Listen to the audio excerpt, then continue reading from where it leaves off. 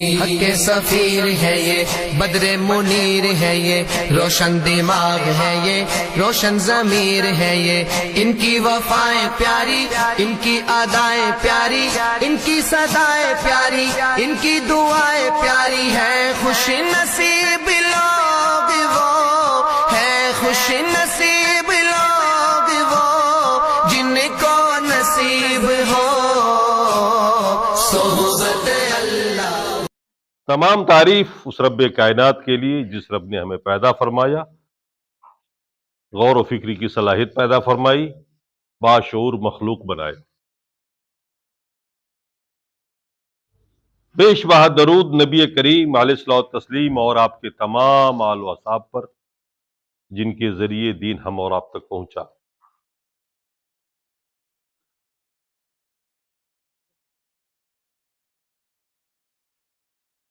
دنیا میں دو چیزیں ایسی ہیں جن کو محبت کی نگاہ سے دیکھنا بھی عبادت ہے۔ عبادت تو کچھ کرنے کو کہتے ہیں، نماز کو، روزے کو، حج کو، زکوٰۃ کو، جس میں کرنا پڑتا ہے۔ کسی میں جان لگتی ہے، کسی میں مال لگتا ہے، کسی میں جان مال دونوں لگتا ہے۔ اب تک تو ہم لوگوں نے عبادت کو یہی سمجھا، لیکن عبادت ایک ایسی بھی ہے کہ بس دیکھتے رہنا بھی عبادت ہے۔ اللہ تعالیٰ اس پر بھی بے شمار نیکی دیتا ہے، اسے جنت میں داخل کرتا ہے۔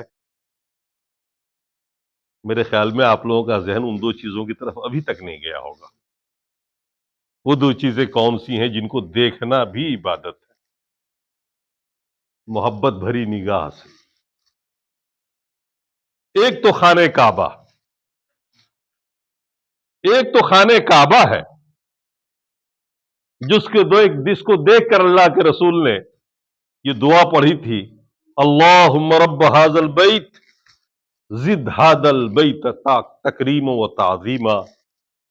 اے اس گھر کے مالک، اے میرے رب، اس گھر کی عزت، اس کی شہرت، اس کی کرامت تو اور بڑھاتا رہا، بڑھاتا رہا۔ چنانچہ جو لوگ بھی حج کرنے جاتے ہیں اور پہلی نگاہ جب پڑتی ہے خانہ کعبہ کے اوپر تو ان کی زبان سے یہی دعا نکلتی ہے، اللہم رب ھذا البیت زد ھذا البیت تکریما و تعظیما۔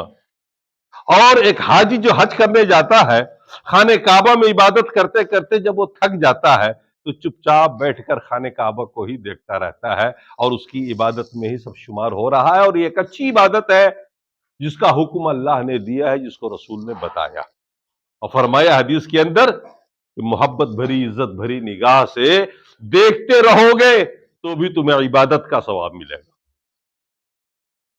ایک تو وہ خانہ کعبہ ہے۔ اللہ تعالی ہم سب لوگوں کو یہ عبادت بھی نصیب فرمائے۔ جو حج کو جاتے ہیں نا، وہ نماز کے علاوہ، تلاوت قرآن کے علاوہ جو ان کو ٹائم ملتا ہے وہ بس دیکھتے ہی رہتے ہیں بیٹھ کر کے گھنٹوں، اور اس کو دیکھنا بھی عبادت۔ عبادت کا مطلب آپ سمجھتے ہیں؟ عبادت کسے کہتے ہیں؟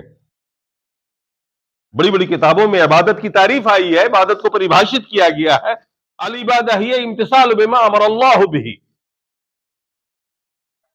علی لسانۃ الرسول۔ عبادت وہ تمام کام ہے جس کا حکم اللہ نے دیا ہوا ہے اپنے رسول کی زبان سے۔ شرط یہ ہے کہ رسول کی زبان سے نکلی ہوئی ہو وہ چیز، تو عبادت ہے۔ آپ خود اپنے طور پر دماغ لگا لیں اور کچھ کرنے لگے عبادت کے طور پر، وہ عبادت نہیں۔ اللہ تعالیٰ اس میں نیکی نہیں دے گا بلکہ گناہ لکھے۔ جیسے آج کل بہت سے لوگ ایسی ایسی چیزیں کر رہے ہیں جن کا کوئی ثبوت حدیث میں نہیں، جس کو اللہ کے رسول نے بتایا ہی نہیں۔ اور موبائل پر تو آپ دیکھتے ہوں گے کچھ لوگ اپنی طرف سے یہ پڑھ لیں آپ، یہ اتنی نیکی ہے، یہ پڑھ لیں آپ، ساری زندگی کی نماز آپ کی جو قضا شدہ ہے وہ سب ادا ہو جائے گی، وغیرہ وغیرہ آتا رہتا، جبکہ حدیث میں ایسا کچھ نہیں۔ تو چونکہ رسول کی زبان سے وہ چیز نکلی نہیں ہے، اس لیے وہ عبادت نہیں ہے۔ اللہ کی بات کو ماننا اور اسی بات کو ماننا جو رسول کی زبان سے ادا ہوئی۔ اسی لیے جو لوگ صلاۃ و سلام پڑھتے ہیں، میلاد فاتحہ پتہ نہیں کیا کیا کرتے ہیں، قرآن خوانی وغیرہ، یہ سب نیکی نہیں ہے، گناہ کے کام ہے، کیونکہ وہ رسول کی زبان سے ارشاد ہی نہیں ہوا۔ بظاہر نیکی کا کام تو دکھ رہا ہے، قرآن پڑھنا نیکی کا کام ہے، ہر حرف پہ اللہ 10 نیکی دیتا ہے، لیکن اجتماعی طور پر جمع ہو کر کے قرآن پڑھنا اور کسی کو ایصال کر دینا، پہنچا دینا، یہ ثابت نہیں، اللہ کے رسول نے ایسا کیا نہیں، اسی لیے وہ عبادت نہیں، اس پہ نیکی نہیں ملتی۔ اور بھی اس طرح کے بہت سارے کام ہیں جو لوگ کر رہے ہیں، جن کو آپ دیکھتے رہتے ہیں۔ تو ایک تو خانہ کعبہ ہے، جن کو محبت بھری نگاہ سے دیکھنا عبادت، جب تک آپ دیکھتے رہیں گے۔ دوسری چیز، ماں اور باپ کو نہارنا عزت اور محبت کے ساتھ عبادت، بس دیکھتے رہنا بھی ماں باپ کو پیار بھری، شفقت بھری، محبت بھری نگاہ سے عبادت ہے، اللہ کے رسول نے فرمایا۔ قرآن کے اندر بھی اس کا ثبوت ملتا ہے، اللہ نے فرمایا وَاخْفِضْ لَكَ جَنَاحَ الذُّلِّ مِنَ الرَّحْمَةِ، رحمت بھری نگاہ سے کندھوں کو جھکائے ہوئے عاجزی کے ساتھ ماں اور باپ کے سامنے کھڑے رہو، دیکھتے رہو، یہ عبادت۔ آج ہماری تربیت نوجوانی کے زمانے میں نہیں ہوئی، اپنے ماں باپ کو کھو دیا، اور آج آپ کو، مجھے بھی خود ماں باپ کی یاد آ رہی ہے، کاش وہ ہوتے، ان کی خدمتیں کرتا رہتا اور محبت سے بیٹھ کے ان کو دیکھتا رہتا، اور اللہ تعالیٰ جنت میں داخل کر دیتا۔ تو ماں اور باپ کو شفقت اور محبت سے دیکھنا عبادت، بڑی پیاری چیز، جس کو لوگ کھو دیتے ہیں، بعد میں احساس ہوتا ہے، جب باپ کا سایہ اٹھ جاتا ہے، ماں چلی جاتی ہے، جب اپنا بڑھاپا آتا ہے تو سمجھ میں آتا ہے کہ والدین کی خدمت کتنی بڑی چیز ہے۔ یہ نوجوانوں کے لیے چانس ہے، اور ہم سب لوگوں نے جو کھو دیا ہے، یا ہم لوگوں نے ماں باپ کی خدمت اگر نہیں کی ہے، تو انشاءاللہ ایک خطبے میں اس کا بھی علاج بتاؤں گا۔ چنانچہ ابن سیرین ایک تابعی محدث اور عالم گزرے ہیں، بہترین عالم اپنے زمانے کے، ان کے حوالے آتے ہیں، ان کی باتیں سنی یا مانی جاتی ہیں دنیا بھر کے اندر، اماموں سے پہلے کے ہیں، تابعی ہیں، صحابہ کو دیکھے ہوئے لوگ ہیں، صحابہ کی صحبت اٹھائے ہوئے لوگ ہیں، بڑے ہی خوبصورت تھے، بڑے ہی باکا نوجوان، لوگ ان کو نظر بھر کے دیکھ نہیں پاتے تھے، جس طرف سے گزرتے تھے تو ٹکٹکی باندھ کر لوگ ان کو دیکھتے تھے، مالدار بھی تھے۔ ایک روز ان کے شاگرد پہنچ گئے پیچھے سے ان کے گھر پہ، اور دیکھا ان کی حالت کو، اپنی بوڑھی والدہ کے سامنے ایسے عاجزی کے ساتھ کھڑے ہیں، ہاتھ باندھے ہوئے، کہ جنبش نہیں کر رہے ہیں۔ شاگرد نے دیکھا اور کہا کہ اتنی بڑی شخصیت جس کو دنیا دیکھ کے حیران رہتی ہے، جن کی خوبصورتی کو دیکھ کر کے، اور وہ ماں کے سامنے میں ایسے عاجز بنے ہوئے اور خدمتیں کر رہے ہیں، اپنے ہاتھ سے کھلا رہے ہیں، پلا رہے ہیں۔ تو دنیا کی دو ایسی چیزیں ہیں قیمتی، جن کو دیکھنا عبادت ہے۔ ماں باپ کی قدر نہیں کی ہم اور آپ نے۔ بچے کی پرورش میں ماں اور باپ دونوں کی محنت شامل ہوتی ہے، لیکن 3 مراحل ایسے آتے ہیں زندگی میں جس میں تنہا ماں ہوتی ہے، باپ نہیں ہوتا۔ 3 مصیبتیں ایسی ہیں جن کو صرف ماں اٹھاتی ہے، باپ وہ مصیبت نہیں اٹھاتا۔ ایک تو حمل والی پریشانی، کہ 9 مہینہ بچہ کو باپ نہیں لیے پھرتا ہے، ماں اٹھا کے پھرتی ہے، ہر تکلیف اور ہر مصیبت گوارا کرتی ہے 9 مہینے تک۔ اس پریشانی میں باپ ماں کا معاون نہیں ہے، ساتھی نہیں ہے، شریک نہیں۔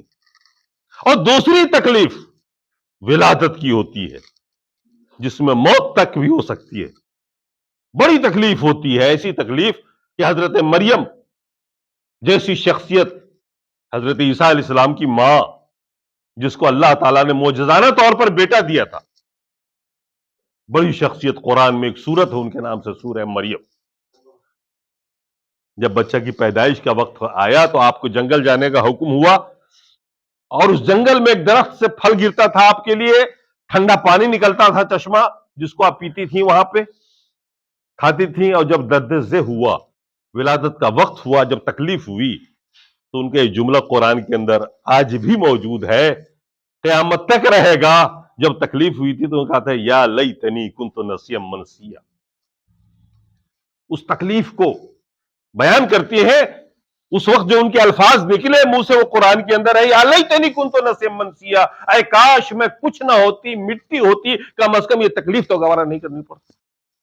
ایک ماں کی زبان سے اتنی بڑی بات نکلنا آپ سمجھ سکتے ہیں نا، جو کہ ماں ایک بچے کے لیے ہر تکلیف گوارا کر لیتی، لیکن یہ جملہ بتا رہا ہے کہ بڑی تکلیف ہوتی ہے، اور اس تکلیف کو بھی تنہا ماں برداشت کرتی ہے، باپ اس میں شریک نہیں رہتا.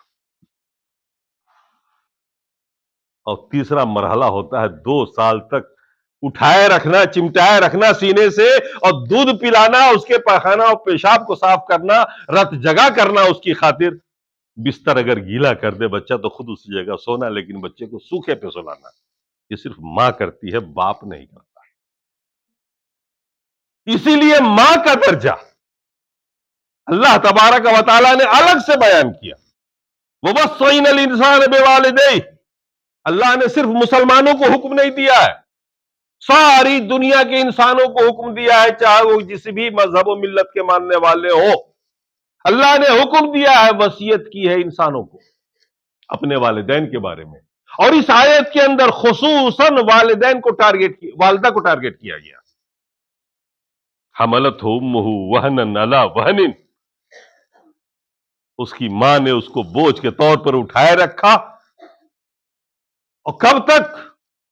سال بھر تک، 9 مہینے تک، 10 مہینے تک. وفصالہ فی عامین، اور 2 سال تک اسے دودھ پلایا. اپنے سب کام کو چھوڑ کر کے اس میں پورا کام وقف کر دیا بچے کے لیے، پوری زندگی وقف کر دی. جب تک وہ ماں بنیتی ہے اور جب تک کہ بچہ گود میں ہوتا ہے تو وہی اپنی منزل بنا لیتی ہے. اس ہر پروگرام اس کا طے ہوتا ہے بچے کے لحاظ سے. یہ بڑی بات ہوتی ہے. اسی لیے اللہ کے رسول صلی اللہ علیہ وسلم سے جب ایک صحابی نے پوچھا تھا، میں نے وہ حدیث پڑھ کے سنائی ابھی آپ کو خطبے میں، اللہ کے رسول سے کسی صحابی نے پوچھا تھا، من احق بصحبتی یا رسول اللہ، میرے حسن سلوک کا سب سے زیادہ حقدار کون ہے؟ فرمایا تیری ماں.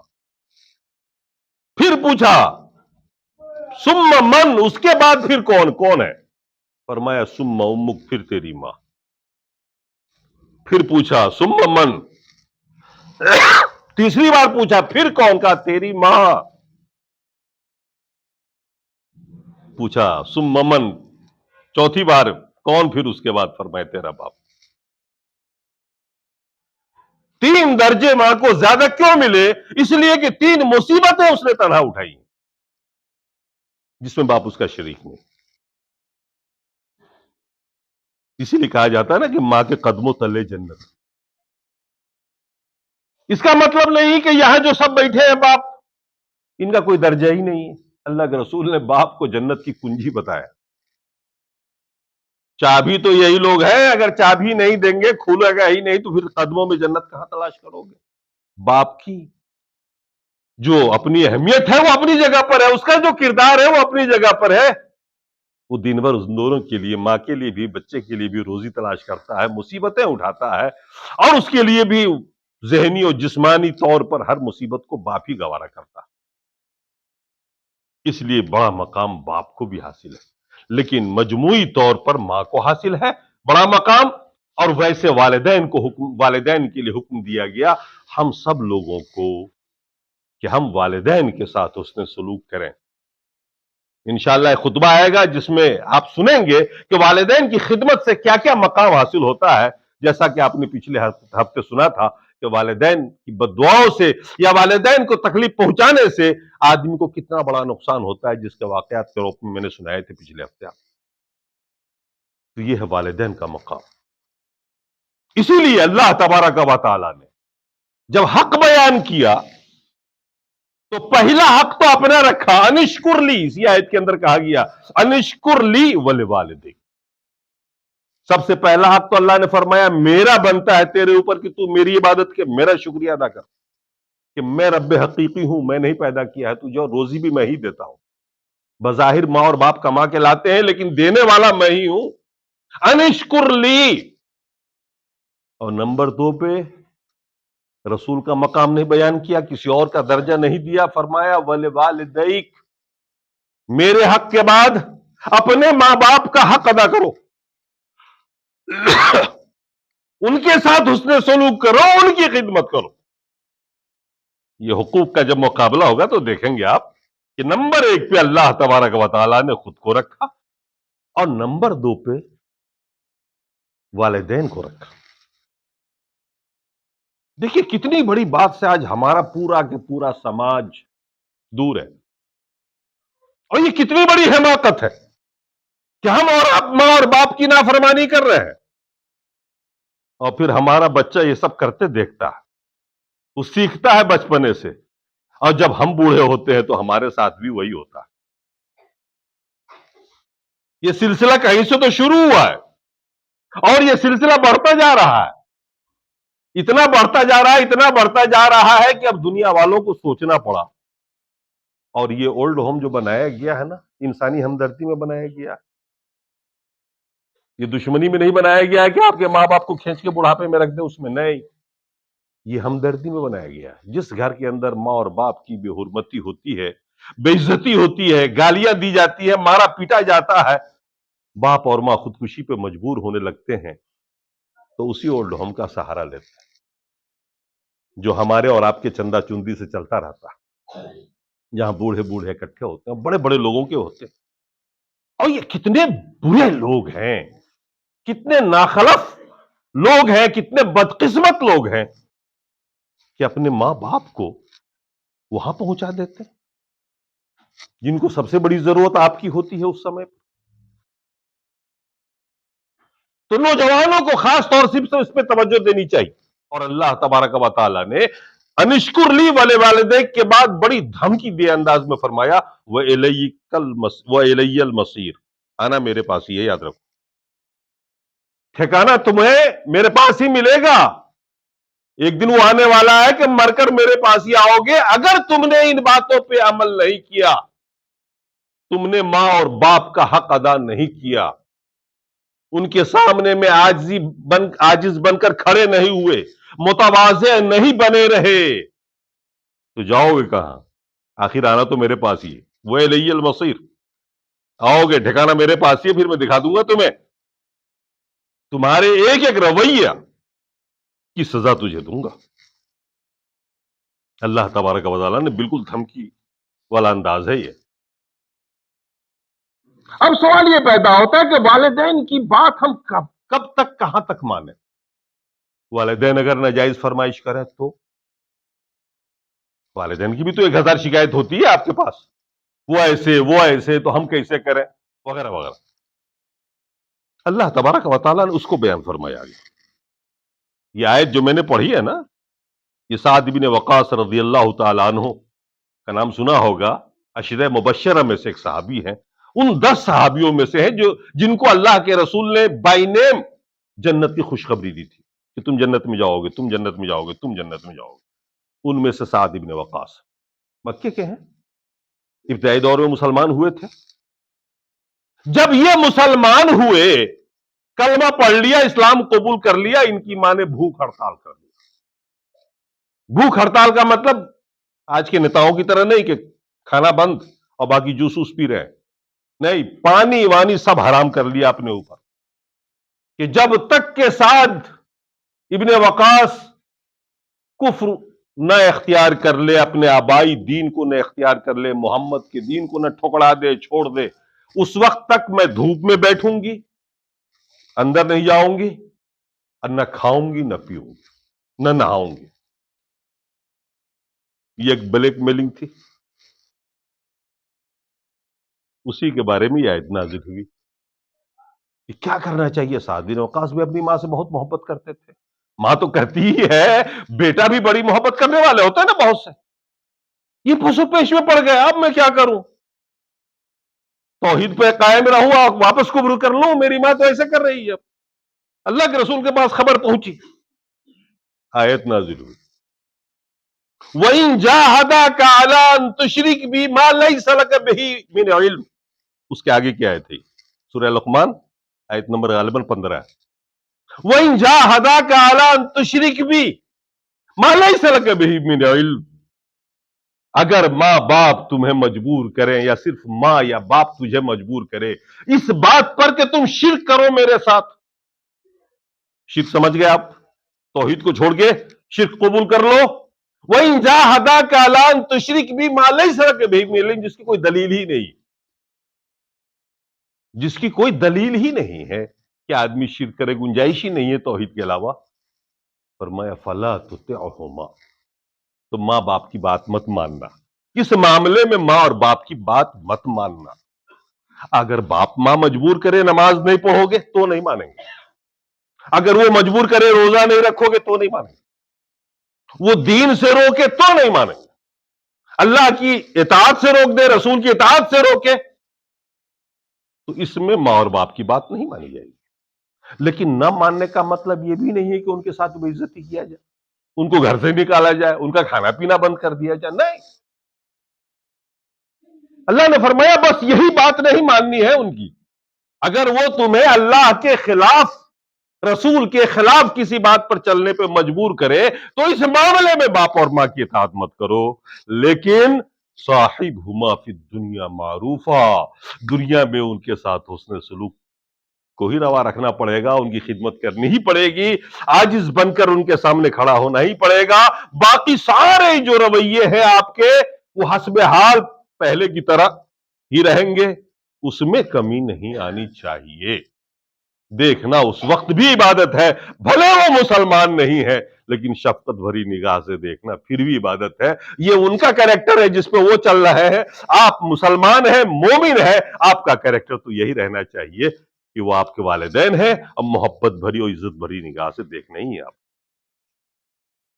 اللہ نے اس منزل کو متعین کر دیا، کہا کہ وہ کافر بھلے آپ ان کا کھانا نہیں بند کر سکتے، آپ ان کو روحانی یا جسمانی تکلیف نہیں پہنچا سکتے، ان کا ساتھ نہیں چھوڑ سکتے، ان کو گھر سے نہیں نکال سکتے، الا یہ کہ وہی آپ کو نکال دیں یا آپ خود کسی اور بیٹے میں چلے جائیں. تو اسلام کی نگاہ میں آپ سمجھ سکتے ہیں کہ ماں اور باپ کا کیا مقام ہے، عبادت کا مقام. دیگر مذاہب میں یہ تعلیم نہیں دی گئی ہے، یہ تربیت نہیں کی گئی ہے. الحمدللہ آپ کو تربیت دی جا رہی ہے، تعلیم آپ کو ہے، آپ کو بتایا گیا ہے، بچپنے سے آپ نے سنا ہے، بہت سے لوگ اس پر قائم ہیں. الحمدللہ خدمت کرنے والے لوگ موجود ہیں، لیکن پھر بھی ہمارے اور آپ سے کوتاہی تو کہیں نہ کہیں ہوتی رہتی ہے. تو اللہ تبارک و تعالیٰ نے اطاعت کے معاملے میں، حسن سلوک کے معاملے میں بھی حد کو متعین فرمایا کہ صرف ماں اور باپ کی ان باتوں کو نہیں ماننا. چنانچہ واقعات میں دیکھیے حضرت اسما اللہ کے رسول کی سالی لگتی ہیں، جٹسر جسے کہتے ہیں، حضرت عائشہ کی بڑی بہن تھیں. وہ مسلمان ہو کر کے مدینہ میں رہتی تھی. مکہ سے ان کی والدہ آئی ملنے کے لیے جو کفر کی حالت میں تھی، وہ مسلمان نہیں تھی لیکن آئی بیٹے سے ملنے کے لیے مدینہ. وہ کفر کی حالت میں، بیٹی مسلمان ہے. جب ان کو معلوم ہوا کہ ایسے ایسے ماں آئی ہے، وہ بھاگی ہوئی اللہ کے رسول کے پاس گئی. کہا یا رسول اللہ، میری ماں تو مشرکہ، مومن تو نہیں، وہ ملنے آئی ہے، میں کیسا رویہ اختیار کروں ان کے ساتھ؟ اللہ کے رسول نے یہ حکم دیا، تیری ماں ہے، ان کی خدمت کرو، ان کے ساتھ حسن سلوک روا رکھو. وہ اپنے دین پر رہنے دو، اگر ہے دین بتاؤ سمجھاؤ، مانے نہ مانے یہ ان کا کام ہے، لیکن تمہیں تو بہرحال حسن سلوک سے ہی پیش آنا ہے. خدمت کرو، معروف صاحبہما فی الدنیا معروفا، معروف کے ساتھ پیش آؤ، اچھائی کے ساتھ پیش آؤ. اور ایک بار تو حضرت خود ابو سفیان رضی اللہ تعالیٰ عنہ، جو فتح مکہ کے وقت مسلمان ہوئے تھے، مکہ کے سردار، مسلمانوں کے سب سے بڑے دشمن تھے، اور جتنی جنگیں لڑی گئی تھیں اسلام کی، ان میں سب میں کفر کے ساتھ تھے وہ، اور کفر کے کمانڈر تھے وہ. وہی احد بدر کروانے والے بھی وہی ہیں، احزاب میں بھی سب کا سرغنہ بھی وہی تھے. حالت کفر میں جب وہ مسلمان نہیں تھے، اللہ کے رسول کے شدید دشمن تھے، وہ اپنی بیٹی سے ملنے آئیں. ان کی بیٹی کون ہے؟ ام حبیبہ، اللہ کے رسول کی بیوی، ہم سب لوگوں کی ماں ام حبیبہ آئی تھی ملنے کے لیے، آئے تھے ملنے کے لیے. اور جیسے ہی کمرے میں پہنچے بیٹی سے ملنے کے لیے تو بیٹی نے بستر سمیٹ دیا. ابو سفیان نے کہا بیٹی یہ کیا ہے, یہ کیا ہے, تم نے جو بستر سمیٹ دیا مجھے اس بستر کے لائق نہیں سمجھا یا اس بستر کو میرے لائق نہیں سمجھا؟ وہ چونکہ بہت بڑے آدمی تھے اور کھال کی بستر چٹائی کے اوپر کھال بچھی ہوئی تھی, وہ بستر بھی کوئی بہت قیمتی تو نہیں تھی آج کے زمانے کے لحاظ سے, تو اب ان کا مقام بھی بہت بلند تھا کیونکہ بڑے اونچے آدمی تھے, بڑے پیسے والے تھے اور قالین بھی اس زمانے میں رہتے تھے. تو جب بیٹی نے بستر کو سمیٹا تو باپ نے پوچھا کہ بیٹی یہ کیا ہے, مجھے اس لائق نہیں سمجھا کہ میں اس معمولی جگہ پر بیٹھوں یا پھر بستر کو اس لائق نہیں سمجھا؟ فرمایا ام حبیبہ نے ابا جان آپ ادھر تشریف رکھیے چٹائی کے اوپر, یہ رسول کا بستر, یہ بستر رسول ہے, رسول یہاں بیٹھتے ہیں, یہاں آرام فرما ہوتے ہیں, اور رسول کے بستر پر حالت کفر میں نہیں بیٹھا جا سکتا. آپ کی احترام میری نگاہ میں وہی ہے, آپ باپ ہیں, آئے ہیں ملنے کے لیے, عزت کے ساتھ بٹھا رہے ہوں, یہاں بیٹھ جائیے آپ, لیکن بستر رسول پر نہیں بیٹھ سکتے. ہمیں حسن سلوک کا حکم ملا ہوا ہے, ہم حسن سلوک کرتے رہیں گے بھلے آپ آبائی دین پر ہیں. اللہ تعالیٰ آپ کو توفیق دے, توحید پر لے آئے, جنت میں جائیں گے آپ, لیکن حسن سلوک کے معاملے میں کوئی یہ نہیں رہے گا ہمارے آپ کے بیچ میں. انہوں نے کہا, اس وقت کا ان کا جملہ تھا, کافر اس دور میں جب کافری کے دور میں تھے, ان کا ایک جملہ تھا کہ بیٹا میرے بعد جدا ہونے کے بعد تم لوگوں کا ذہن خراب ہو گیا. پھر ایک وقت آیا جب توحید ان کے سینے میں آیا, رسول سے محبت ہوئی اور کلمہ رسالت اور کلمہ توحید پر وہ ایمان لائے تھے فتح مکہ کے وقت. پھر اس وقت کے بعد اللہ کے رسول کے ساتھ وہ شریک ہوئے جنگوں میں اور سب سے پیش رہے, جانثار بنے رہے اور اللہ کے رسول کے اوپر اپنی جانیں نچھاور کیوں. تو بہرحال یہ واقعات ہمیں بتاتے ہیں کہ والدین کیسے بھی ہو آپ ان کو تکلیف نہیں پہنچا سکتے, بھلے وہ شراب پی رہے ہوں, یہ ان کا کیریکٹر ہے, سزا ان کے اوپر ہے, لیکن آپ ان کو مار نہیں سکتے, آپ ان کو گھر سے نہیں نکال سکتے, آپ ان کی کھانے پینے کا ان کا انتظام کرنا ہی پڑے گا, آپ کو حسن سلوک ان کے ساتھ روا رکھنا پڑے گا. یہ آپ کے اسلام کی تعلیم ہے. یہی بات کہی گئی اس آیت کے اندر کہ اگر تمہارے والدین ایسا حکم بھی دیں تو بس اس حکم کو نہیں ماننا ہے, اللہ اس کے رسول کی خلاف ورزی نہیں کرنی ہے, باقی باتوں میں حسن سلوک ان کے ساتھ ہونا ہی چاہیے. اللہ تبارک و تعالی ہمیں اور آپ کو اس کی توفیق بخشے کہ ہم اور آپ ماں اور باپ کی خدمت کر کے جنت حاصل کر لیں. اسی لیے اللہ کے رسول صلی اللہ علیہ وسلم کی وہ حدیث مجھے یاد آتی رہتی ہے. جمعے کا دن تھا اور خطبے کے لیے پہلے ممبر پہ قدم رکھا تھا آپ نے اور آمین کہا تھا بلند آواز سے. صحابہ نے سنا, چونک گئے کہ اللہ کے رسول نے آمین کیوں کہا, دعا تو کچھ کسی نے کی نہیں. پھر دوسرے پہ قدم رکھا, پھر آمین کہا, پھر تیسرے پہ قدم رکھا, پھر آمین کہا. نماز کے بعد صحابہ نے پوچھا یا رسول اللہ آج آپ نے 3 بار ممبر پہ چڑھتے ہوئے آمین کہا ہے, وجہ کیا تھی؟ اللہ کے رسول نے فرمایا آسمان سے جبرائیل آئے تھے اور جب میں نے پہلے زینے پہ قدم رکھا تو جبرائیل نے کہا تباہ و برباد ہو وہ شخص, ہلاک ہو وہ شخص جو رمضان کا مہینہ پائے اور اپنی مغفرت نہ کروا لے. اللہ رمضان کا مقدس مہینہ پائے اور اپنے گناہوں کو صاف نہ کروا لے, وہ آدمی نہایت ہی بدقسمت اور بربادی اور ہلاکت ہوگا اس آدمی. تو اللہ کے رسول نے فرمایا میں نے کہہ دیا آمین. بد دعا تھی حضرت جبرائیل کی اور آپ نے کہہ دیا آمین. رمضان کے مہینے کا ہی یہ واقعہ. پھر دوسرے زینے پہ قدم رکھا, پھر جو میں نے آمین کہا جبرائیل نے دعا کی, بد دعا کی کہ برا ہو اس آدمی کا, تباہ ہو وہ آدمی, برباد ہو جس نے آپ کا نام سنا, نام محمد سنا اور صلی اللہ علیہ وسلم نہیں بولا, درود نہیں بھیجا پر. تو میں نے کہہ دیا آمین. اللہ کا رسول جب بھی نام آتا ہے محمد تو ہمارے منہ سے کم نکلنا چاہیے صلی اللہ علیہ وسلم. یہ چھوٹا سا درود ہے, یا پھر پوری درود پڑھ لیں آپ. اور نمبر 3 پر جب میں نے قدم رکھا تو اس وقت جبرائیل نے کہا بدبخت ہے وہ انسان، تباہ و بربادی ہو اس شخص کو، جہنم میں جائے وہ شخص، ہلاکت ہو اس آدمی کو جس نے ماں اور باپ کو پایا یا ان میں سے کسی ایک کو پایا اور اپنی جنت کی گارنٹی نہیں کروا لی ان کی خدمت کر کے۔ تو میں نے کہہ دیا آمین۔ اب آپ سمجھ سکتے ہیں کہ والدین کی خدمت ضمانت اس بات کی ہے کہ آپ جنت میں ضرور جائیں گے، یہ گارنٹی ہے۔ ماں اور باپ کو محبت کے ساتھ دیکھنا، ان کی خدمت کرنا اور ان کو خوش رکھنا دراصل جنت میں جانے کی گارنٹی ہے۔ یہ کوئی معمولی چیز نہیں ہے کہ میں کچھ نیکی لکھ دی جائے گی۔ اللہ تبارک و تعالی ہمیں اور آپ کو اس بات کی توفیق دے کہ ہم اور آپ اور نوجوانوں اور بچوں خاص طور سے سنو، آنے والا دور تمہارا ہے۔ ہم نے والدین کو تو کھو دیا ہے، لیکن تم جو باحیات ہو جن کے سامنے ان کے والدین ہیں، وہ خدمت کر کے جنت حاصل کرے۔ اور انشاءاللہ آنے والے دور میں وہ باتیں ہی بیان کروں گا جس سے ہم لوگ جو والدین ہمارے نہیں ہیں اور ہم نے ان کی زندگی میں کوئی کوتاہی یا کمی کی ہے خدمت میں، تو انشاءاللہ ہم اس کا بھی رفع کر سکتے ہیں۔ قرآن و سنت میں اس کا بھی علاج ہے۔